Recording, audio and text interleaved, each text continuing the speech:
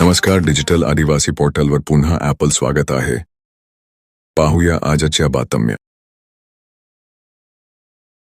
मागील व्हिडिओवर कमेंट करणाऱ्या टॉप प्रेक्षकांमधून आजची निवड झाली आहे. मनोज अग्रवाल चंद्रपूर, प्रल्हाद पाटील लंबोधर पार्क नंदुरबार, मधुकर गावित खानबारा, रविदास गावित वाघाळापाडा, अर्जुन वळवी इच्छा गव्हाण तळोदा यांची निवड करण्यात आली आहे. अभिनंदन. तुम्ही तुमचं नाव आणि गाव कमेंटमध्ये नक्की लिहा आणि यूट्यूब चॅनल सबस्क्राईब करून घ्या आणि व्हिडिओ 10 मित्रांना शेअर करा. कदाचित पुढच्या व्हिडिओमध्ये तुमचं नावही घेतलं जाईल.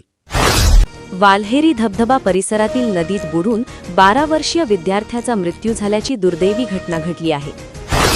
नवापूर शहरातील GM लाखाणी पार्क परिसरात बंद घरात सिलेंडरला आग लागल्याची घटना घडली.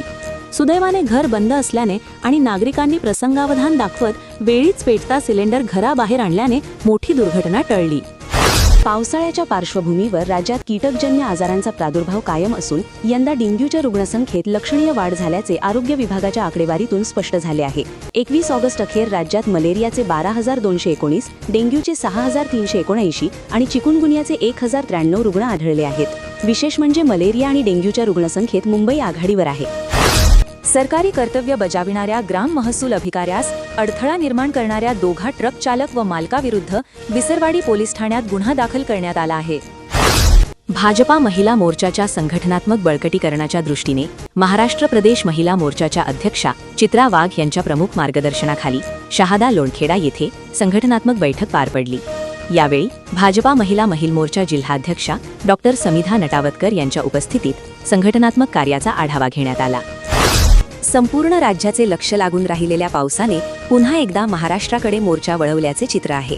बंगालच्या उपसागरात नव्याने कमी दाबाचे क्षेत्र निर्माण होण्याची शक्यता असल्याने राज्यातील काही भागांत पावसाला पोषक वातावरण तयार झाले आहे. त्यामुळे पावसाच्या स्थितीत पुन्हा बदल होण्याची शक्यता असून अनेक भागांत पावसाच्या सरी कोसळण्याचा अंदाज हवामान विभागाने व्यक्त केला आहे. अतिदुर्गम भागात पारंपरिक पद्धतीने पारंपरिक भाताचे बियाणे ठोकून भाताची पेरणी केली जाते. मात्र बदलत्या काळात वेळोवेळी मिळणारे मार्गदर्शन आणि सुविधांमुळे आता काळानुरूप शेती व्यवसायात बदल होत आहे. अल्प प्रमाणात उपलब्ध होणाऱ्या पाण्यामुळे अतिदुर्गम भागातील शेतकरी आता सुगंधित व अधिक उत्पन्न देणाऱ्या भाताच्या लागवडीकडे वळला आहे. भरधाव वेगातील दुचाकीस्वाराने रस्त्यावरून जाणाऱ्या महिलेस मागून धडक दिल्याने झालेल्या अपघातात महिला ठार झाल्याची घटना अंकलेश्वर बऱ्हाणपूर महामार्गावर अक्कलकुवा तालुक्यातील जामली गावानजीक घडली. शैक्षणिक वर्ष 2026-27 साठी इयत्ता 11वी केंद्रीय ऑनलाईन प्रवेश प्रक्रियेत अद्याप प्रवेश निश्चित न झालेल्या विद्यार्थ्यांसाठी विशेष फेरीचे आयोजन करण्यात आले असून विद्यार्थ्यांनी या अंतिम फेरीत प्रवेश निश्चित करून घेण्याचे आवाहन माध्यमिक व उच्च माध्यमिक शिक्षण संचालनालयाने केले आहे. शेतकरी व महिला सक्षमीकरण कार्यक्रमांतर्गत 1 दिवसीय मेळावा घेण्यात आला. यावेळी कृषी प्रक्रिया व सूक्ष्म उद्योग याविषयी 2 सत्रातून मार्गदर्शन करण्यात आले. नंदुरबार येथील सेल्को फाउंडेशन व कृषी विज्ञान केंद्र यांच्या विद्यमाने जिल्हा प्रशासनाच्या मार्गदर्शनाखाली नंदुरबारतील हवामान अनुकूल उपजीविकांना प्रोत्साहन देण्याकरिता शेतकरी आणि स्वयंसहायता गटातील महिला यांना केंद्रस्थानी मानून 1 दिवसीय मेळावा घेण्यात आला.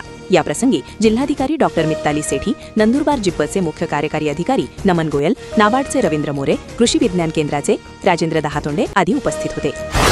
नंदुरबार जिल्ह्यातील अक्कलकुवा तालुक्यातील मजूर वनपट्ट्याचे त्वरित वाटप करण्यात यावे व प्रलंबित वनपट्टे मंजूर करण्यात यावे या प्रमुख मागणीसाठी 1 दिवसीय धरणे आंदोलन तहसील कार्यालयावर समोर करण्यात आले.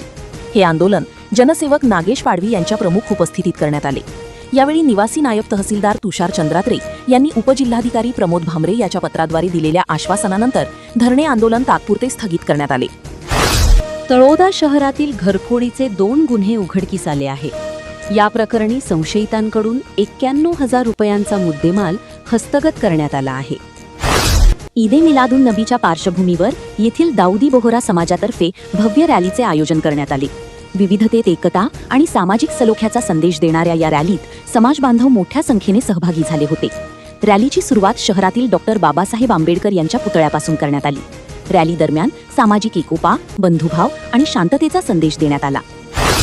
नवापूर येथे तालुका कृषी विभाग, आत्मा व उमेद अभियान यांच्या संयुक्त विद्यमाने तालुकास्तरीय रानभाजी महोत्सव उत्साहात संपन्न झाला. महोत्सवाचे उद्घाटन आमदार शिरीष नाईक यांच्या हस्ते फीत कापून करण्यात आले. यावेळी तालुक्यातील शेतकरी तसेच उमेद अभियानातील महिला बचत गटांनी विविध रानभाज्यांचे आकर्षक स्टॉल उभारले होते. तुम्ही हा व्हिडिओ कुठून पाहत आहात तुमचं नाव आणि गाव कमेंटमध्ये नक्की लिहा. निवड झालेल्या प्रेक्षकांचं नाव आणि गाव पुढील व्हिडिओमध्ये घेतलं जाईल. अशाच नवनवीन बातमीसाठी आपल्या यूट्यूब चॅनल डिजिटल आदिवासी पोर्टलला सबस्क्राईब करून घ्या.